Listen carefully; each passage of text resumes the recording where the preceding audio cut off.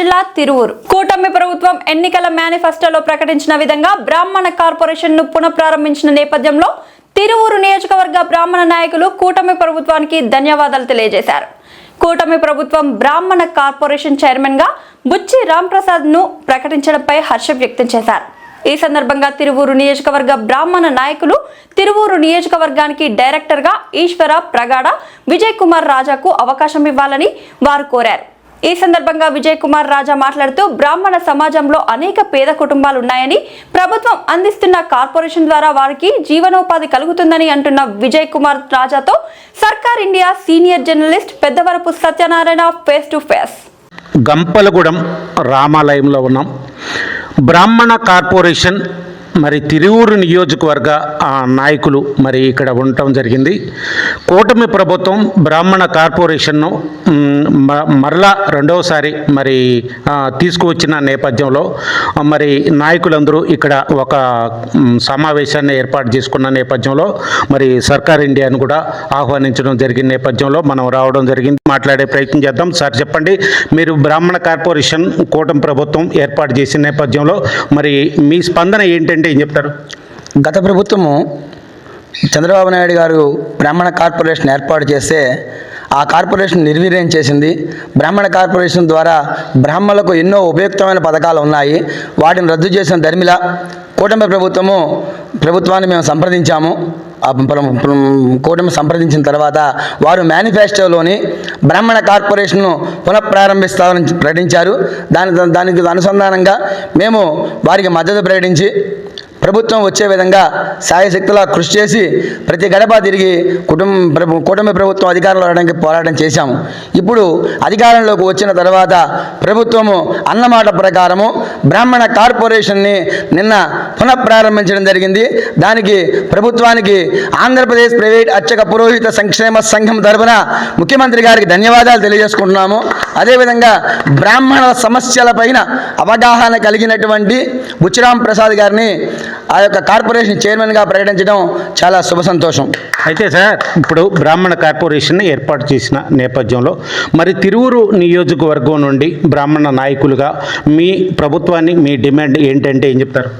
మేము ఒకటే అంటున్నామండి, ఇప్పటివరకు రాజకీయంగా ఆర్థికంగా బ్రాహ్మణులు చాలా వరకు వెనకబడి ఉన్నారు. తిరువూరు నియోజకవర్గంలో కూడా రాష్ట్రం ఇప్పుడు ఉమ్మడి రాష్ట్రమే కాదు, గతంలో కూడా ఇప్పుడైనా సరే బ్రాహ్మణులకు సరైనటువంటి ప్రాముఖ్యత తిరువూరు నియోజకవర్గం నుంచి లేదు. కాబట్టి బ్రాహ్మణులందరికీ ఉపయుక్తంగా ఏదో పదవుల కోసం కాదు, బ్రాహ్మణులకు సేవ చేయాలనే ఉద్దేశంతో తిరువూరు నియోజకవర్గానికి కార్పొరేషన్లో కానీ క్రెడిట్ సొసైటీలో కానీ ఒక డైరెక్టర్ పదవి ఇచ్చి బ్రాహ్మణుల అభివృద్ధికి, అంటే ఆర్థికంగా వెనకబడినటువంటి బ్రాహ్మణులు కొన్ని విషయాల్లో ముందుకు వెళ్ళలేకపోతున్నారు, వారి ఆర్థిక అసమానతలు తొలగించడం కోసం తిరువూరు నియోజకవర్గంలో ఒకరిని డైరెక్టర్గా ప్రకటించాలని ప్రభుత్వాన్ని విజ్ఞప్తి చేస్తున్నాం. అయితే మీరు తిరువూరు నియోజకవర్గం నుంచి ఇంతకుముందు ఏనాడు పోస్ట్ లేదు, మరి ఇవాళ తిరువూరు నియోజకవర్గం నుంచి ఒక డైరెక్టర్ రాష్ట్ర కమిటీలో డైరెక్టర్గా కావాలనే విషయాన్ని మరి మీరు ప్రస్తావించడం జరుగుతుంది, చెప్పడం జరుగుతుంది. ఈ నేపథ్యంలో మన తిరువూరు నియోజకవర్గం నుండి మరి డైరెక్టర్గా ఎవరికి ఇస్తే బాగుంటుంది, ఎవరైతే మీ బ్రాహ్మణ కార్పొరేషన్కి మరి దగ్గరుండి సమస్యలను తెలుసుకొని ఆ సమస్యలకు తగ్గట్టుగా పేద బ్రాహ్మణులకు అందుబాటులో ఉంటారు అనే విషయాన్ని మిమ్మల్ని అడిగితే ఏం చెప్తారు? మాకు తెలిసి ఇప్పటివరకు మీరు చెప్పిన విషయాల్లో కార్పొరేషన్లో ముందుగా ఏర్పాటు చేసిన ప్రభుత్వానికి, అదేవిధంగా అధ్యక్షుడిగా ఎన్నికైనటువంటి రాంపుచ్చయ్య గారికి ధన్యవాదాలు తెలియజేస్తున్నాం. మా నియోజకవర్గం తరపు నుంచి మాకు తెలిసి సదా బ్రాహ్మణులకు సేవలు చేసే అభ్యర్థి ఎవరయ్యా అంటే ఈశ్వరప్రగడ గారు. వారికి ఈ డైరెక్టర్ పదవి ఇచ్చినట్టయితే మా సమస్యలు ఏమైనా ఉంటే మా మండలం ద్వారా కానీ నియోజకవర్గం ద్వారా కానీ ఈ చుట్టుపక్కల ఉన్న మైలవరం కానీ అదేవిధంగా ఇంకా దగ్గర నియోజకవర్గాల వారంతా కూడా కలిసి ఆయన సమస్యలు చెప్పుకొని పరిష్కారం ఎంచుకునే అవకాశం ఎక్కువగా ఉంటుంది. కాబట్టి మా అందరి యొక్క కోరిక ఏంటయ్యా అంటే ఈశ్వరప్రగడ గారికి డైరెక్టర్ పదవి ఇస్తే ఆ డైరెక్టర్ పదవి కూడా కార్పొరేషన్లోనే ఇవ్వాలి. క్రెడిట్ సొసైటీలో అక్కర్లేదు, కార్పొరేషన్లో ఇవ్వాలి. అదేవిధంగా ఇంతకు ముందు ఉన్న పథకాలన్నీ కూడా సమర్థవంతంగా అమలు చేస్తూ ఇంకా వాటిని ఇంప్లిమెంట్ చేయాలని చెప్పి కోరుకుంటున్నాం. అదేవిధంగా అర్చకుల మీద ఎవరైనా దాడి చేస్తే ఎస్సీ యాక్ట్ చట్టం ఉన్నట్టే బ్రాహ్మణులకు కూడా ఒక చట్టం ఉంది, దాన్ని కూడా ఇంప్లిమెంట్ చేయాల్సిందిగా. ఇప్పుడు ఈశ్వర ప్రగడ గారికి మరి స్టేట్ కమిటీలో ఓ డైరెక్టర్ ఉంటే మంచిది, మాకు నియోజకవర్గంలో పేద బ్రాహ్మణులకు అందుబాటులో ఉంటాడు, మరి పక్కన ఉన్న నియోజకవర్గాలకు కూడా అందుబాటులో ఉన్నాడనే విషయాన్ని మీరు చెప్పడం జరుగుతుంది.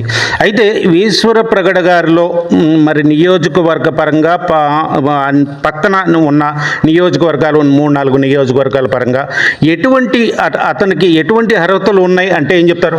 చిన్న విషయం అండి. ఈ తిరువురు మండలంలో ఒక పేద బ్రాహ్మణుడు చనిపోతే మా మండలం నుంచి కూడా సహాయం అడిగి వారి సహాయం అందించారు. అదేవిధంగా గుడివాడలో ఒక బ్రాహ్మణుడు విద్య కోసం ఇబ్బంది పడుతూ ఉంటే ఒక 10,000 రూపాయలు విరాళంగా ఇచ్చి ఒక సెల్ ఫోన్ కూడా మా ద్వారా ఇప్పించారు. దాని ద్వారా ఆయనకి 2 గవర్నమెంట్ జాబుల్లో అవకాశం వచ్చింది.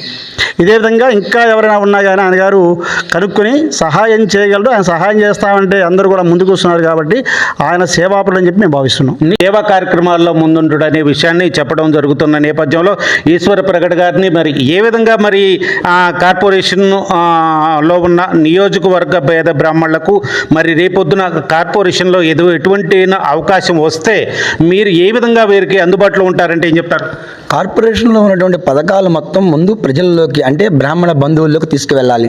ఇంతవరకు ఏ ప్రభుత్వంలోనైనా సరే ఏవి ఇస్తున్నారు ఏంటంటే బ్రాహ్మణులకు ఇంకా తెలియని పథకాలు ఉన్నాయి. అవన్నీ కూడా ఏదైతే పథకం ఉందో అది ప్రతి ఒక్క చివరి బ్రాహ్మడికి కూడా చేరే విధంగా కృషి చేస్తాం. ఇంటింటికి కూడా చివరి అంటే అందరు బ్రాహ్మణ కుటుంబాలన్నింటికి ప్రభుత్వం ద్వారా వచ్చే పథకాలు, అదేవిధంగా దేవాలయాల ద్వారా వాళ్ళకి వచ్చే DDNS పథకాల గురించి కానీ అర్చక సమస్యల గురించి కానీ చాలా సమస్యలు ఉన్నాయి.